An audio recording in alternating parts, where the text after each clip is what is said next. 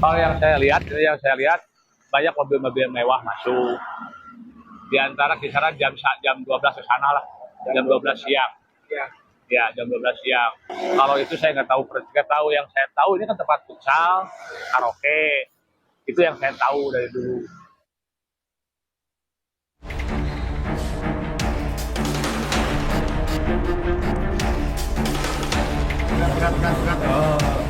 Polda Jawa Barat menggerebek lokasi judi bergaya kasino yang menyaru sebagai arena futsal di Jalan Ahmad Yani, Kota Bandung, Jawa Barat. Dalam penggerebekan tersebut, polisi mendapati 2 ruangan yang digunakan untuk bermain judi. Kedua lokasi dibagi untuk kelas menengah dan kelas atas atau VIP dengan taruhan yang lebih besar. Dari pendalaman sementara, lokasi judi kasino yang berkedok sebagai arena futsal tersebut baru beroperasi selama 3 hari. Dalam penggerebekan tersebut, 63 orang ditangkap. 44 diantaranya ditetapkan sebagai tersangka. 2 orang merupakan pemilik judi kasino, sementara sisanya adalah karyawan serta pemain judi. Kapolda Jawa Barat Irjen Rudi Setiawan menegaskan akan mendalami apakah ada tempat serupa di wilayah berbeda, termasuk siapa yang membackingi perjudian ini.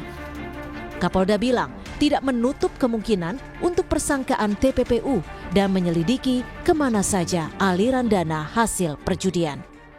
Apakah ada di tempat lain juga sejenis ini, ataukah ada pihak-pihak lain juga yang mendukung dan sebagainya. Kita akan koordinasi dengan pihak perbankan, termasuk nanti kalau perlu kita persangkakan dengan TPPU dan sebagainya, kita bisa mempunyai kewenangan untuk mengikuti uangnya, follow the money, kita akan lakukan.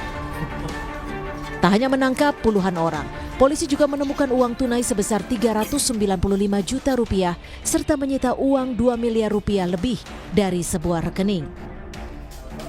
Judi kasino yang beroperasi di Bandung tersebut mengelola 2 jenis permainan yakni bakarat dan niu-niu. Penggerebekan pada Selasa dini hari kemarin dilakukan setelah polisi mendapat laporan masyarakat. Saat penggerebekan diketahui, lapangan futsal juga digunakan sebagai tempat parkir para pengunjung. Beberapa mobil yang terparkir kini sudah digarisi polisi dan diamankan sebagai barang bukti. Tim Liputan, Kompas TV. Perkembangan kasus ini akan dilaporkan jurnalis Kompas TV Vida Alatas langsung dari Bandung, Jawa Barat. Soal saksi yang diperiksa polisi dan temuan baru ini tentu menarik untuk dicermati. Sejauh mana Anda mencermati itu, Vida? Ya, Tifal, hingga kini polisi masih terus mendalami setelah pagi hari tadi menetapkan sejumlah 44 orang sebagai tersangka. Hingga saat ini ke-44 orang tersebut ini masih diamankan di Mapolda Jabar. Ada sejumlah hal tentunya Tifal dan juga saudara yang terus didalami oleh pihak kepolisian, dalam hal ini adalah di Treskrimum Polda Jabar.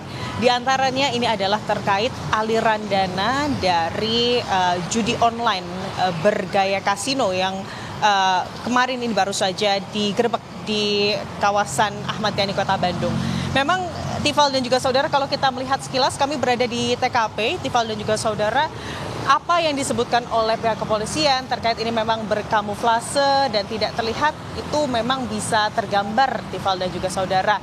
Kalau dari Wali Kota Bandung Muhammad Farhan ini juga menyebut atau menilai bahwa pihaknya atau pemerintah kota ini memang kecolongan. Karena kalau dilihat, Tifal, ini adalah tempat yang merupakan kasino judi online yang baru saja berhasil diungkap oleh pihak kepolisian, dalam hal ini adalah di Treskrimum Polda Jabar.